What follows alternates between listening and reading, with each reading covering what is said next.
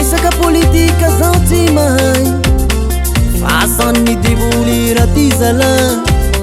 raha resaka baiboly io tsy mavandy vosoratra mpaminany hagnatiny agny ho resaka politika zao tsy mahay fahasan'ny devoly raha ty zala ira resaka baiboly io tsy mavandy vosoratra mpaminany hagnatiny agny isokafiny bokino fa baiboly tsy kilalo coronavirus tsy misangy mamono mandripaka mahafaty covid-19 mamono mafaty iboka antragno ihany fa nevitrazy covid-19 mamono mafaty iboka antragno ihany fa nevitrazy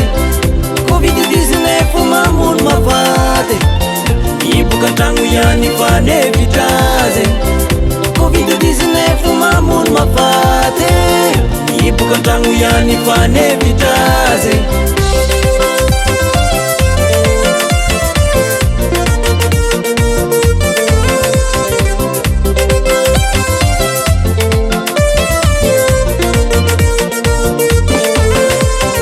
isorantsika presidansy refanjakana raha amaneny ampanasa amin'ny fahasalamana imiasa sy maty isanandro hoany gasikara itanjona andresy corona ambantsiko salama tsikerajanony fandao isika manono tagny ny aripity iaraiady amy fahavalo mandripaka tsy tamaso covid-19 mamono mafaty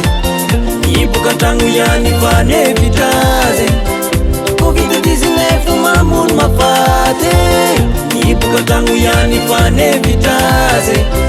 covid-19 mamono mafaty iboka antragno ihany fa nevitrazy covid-19 mamono mafaty iboka antragno ihany fa nevitrazy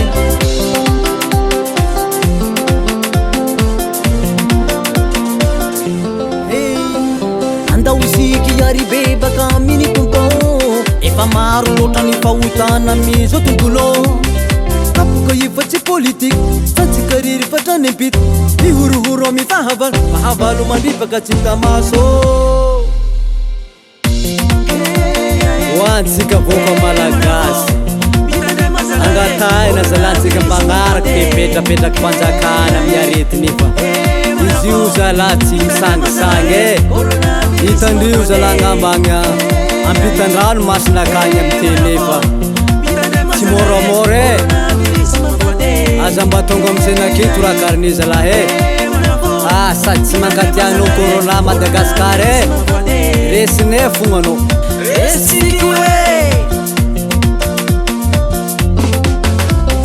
tonga de fety be